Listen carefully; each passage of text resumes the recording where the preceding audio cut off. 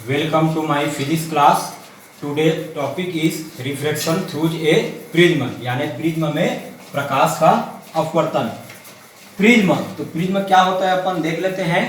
Prism वैसे तो कई अलग अलग आकृतियों के होते हैं, लेकिन हमारे स्कूलों के प्रयोगशाला में जो कांच के बने हुए प्रिज्म मिलते हैं वो इस प्रकार से होता है। इसमें देखो, दो त्रिभुजाकार और तीन आयताकार पृष्ठ से मिलकर बनी हुई ये आकृति होती है, इसको प्रिज्म कहते हैं, जिसमें 1, 2, 3, 4 और ये 5 फलक होते हैं।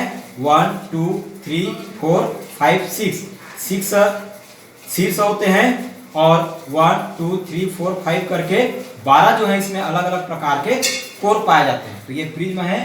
जब प्रिज्म को किसी ड्राइंग बोर्ड के ऊपर हम लोग रखकर ड्राइंग बनाते हैं तो प्रिज्म का आधार इस प्रकार से प्राप्त होता है। मान लेते हैं प्रिज्म जिसका आधार एक समबाहु त्रिभुज है ABC, इसे प्रिज्म का कोण A कहते हैं और ये प्रिज्म का आधार BC। AB और AC को अपवर्तक फलक कहते हैं। यहाँ पर अभिलंब बना लेते हैं अपन MO और NO। जब प्रकाश किरण प्रिज्म के अपवर्तक फलक AB पर आपतित होता है तो PQ को आपतित किरण, ये प्रकाश किरण वायु से कांच में यानी विरल माध्यम से सघन माध्यम में जाते हैं तो यह अभिलंब की ओर झुक जाते हैं। इस प्रकार से अभिलंब की ओर झुकेगा और प्रिज्म के आधार BC के समांतर हो जाता है। QR अपवर्तित किरण है। ये प्रकाश किरण जब कांच से वायु में जाएगा यानी सघन से विरल में जाएगा तो यह अभिलंब से दूर हट जाता है। RS यह निर्गत किरण है। अपने को पता है कि अभिलंब और आपतित किरण के मध्य जो कोण बनता है उसको आपतन कोण कहते हैं। चूंकि यह पहले फलक AB के लिए आपतन कोण है इसलिए I1। अभिलंब और निर्गत किरण के मध्य जो कोण बनता है उसको अपवर्तन कोण, दूसरे फलक AC के लिए अपवर्तन कोण R2 तथा अभिलंब और निर्गत किरण के मध्य जो कोण बनता है उसको निर्गत कोण कहते हैं और इसको I2 से दर्शाते हैं। आपतित किरण को आगे बढ़ाते हैं और निर्गत किरण को पीछे बढ़ाते हैं तो दोनों जो है बिंदु T पर क्रॉस करते हैं और यहाँ पर एक कोण बनता है जिसे डेल्टा से दर्शाते हैं और इसको विचलन कोण कहा जाता है। तो विचलन कोण का मान क्या होता है? विचलन कोण del is equal to UTS। तो कोण UTS को विचलन कोण कहते हैं। तो del is equal to UTS। तो देखो इस त्रिभुज में, त्रिभुज TQR में ये डेल जो है बाहर की ओर कोण बन रहा है। तो अपने को पता है कि किसी त्रिभुज का बहिष्ठ कोण उसके सुदूर अंतः कोणों के योग के बराबर होता है। तो बहिष्ठ कोण डेल इज इक्वल टू इसका सुदूर अंतः कोण TQR, इसको लिखेंगे कोण TQR प्लस दूसरा सुदूर अंतः कोण होगा TRQ। तो ये हो जाएगा कोण TRQ। तो डेल इज इक्वल टू, अब देखते हैं, देखो ये I1 है और ये वर्टिकली अपोजिट एंगल शीर्षाभिमुख कोण, तो ये पूरा I1 हो जाएगा। तो अपने को TQR चाहिए तो TQR ये वाला कोण को लिख सकते हैं I1 माइनस R1। तो ये हो जाएगा I1 minus R1 plus TRQ। I2 है तो ये भी आपका I2 हो जाएगा। अपने को TRQ चाहिए तो पूरे I2 में R2 को माइनस कर देते हैं तो I2 minus R2 is equal to angle TRQ। इसको लिख सकते हैं del is equal to I1 plus I2 minus R1 minus R2। यहाँ से अपन माइनस कॉमन निकाल लेंगे तो इस प्रकार से प्राप्त होगा। अगर न्यूनतम विचलन की स्थिति में देखते हैं तो न्यूनतम विचलन की स्थिति में क्या होता है? न्यूनतम विचलन की स्थिति जब आपतन कोण को मान को बढ़ाते हैं तो विचलन कोण का मान कम होता जाता है।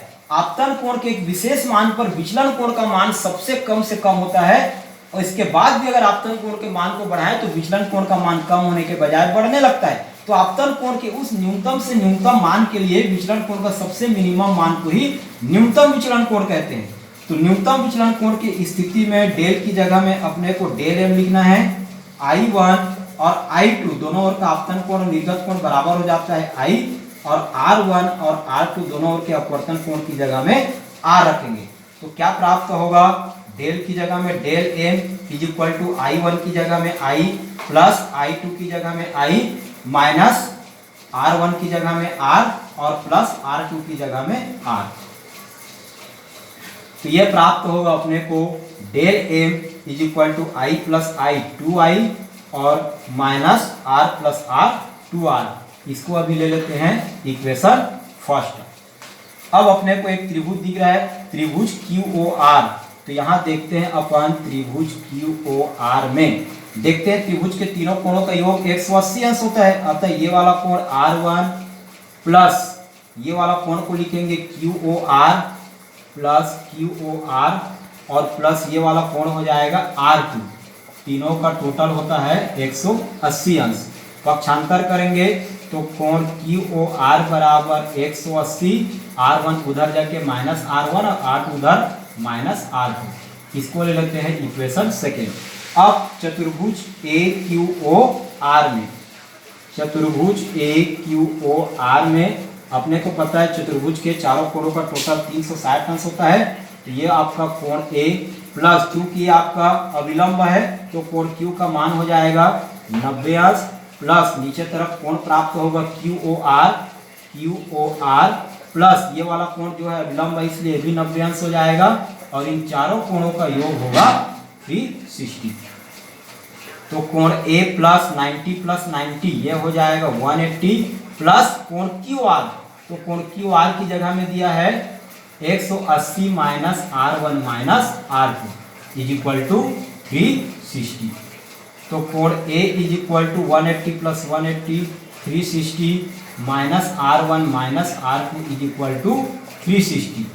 पक्षांतर कर देते हैं इसको 360, ये 360 उधर जाके माइनस 360 माइनस R1 उधर जाके प्लस R1 और माइनस R2 उधर जाके हो जाएगा प्लस R2।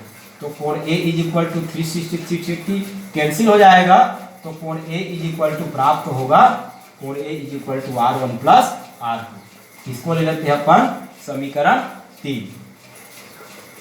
फिर से देखते हैं न्यूनतम विचलन की स्थिति में अपने को पता है न्यूनतम विचलन की स्थिति में कोण A को A लिख देते हैं R1 प्लस R2।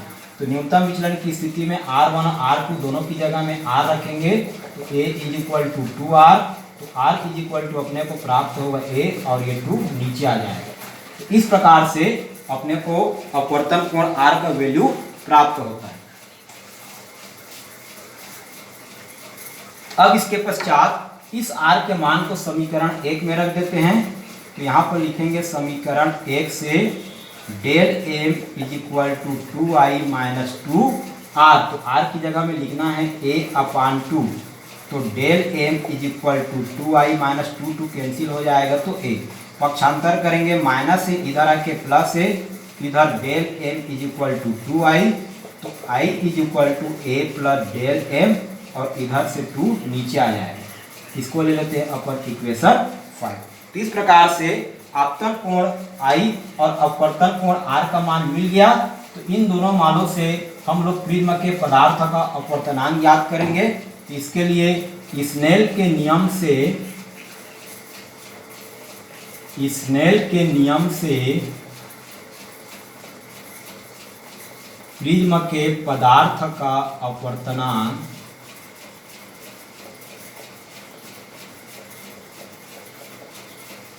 स्नेल के नियम से प्राप्त होता है mu is equal to sine I upon sine R। तो म्यू इज इक्वल टू ये प्राप्त होगा साइन I।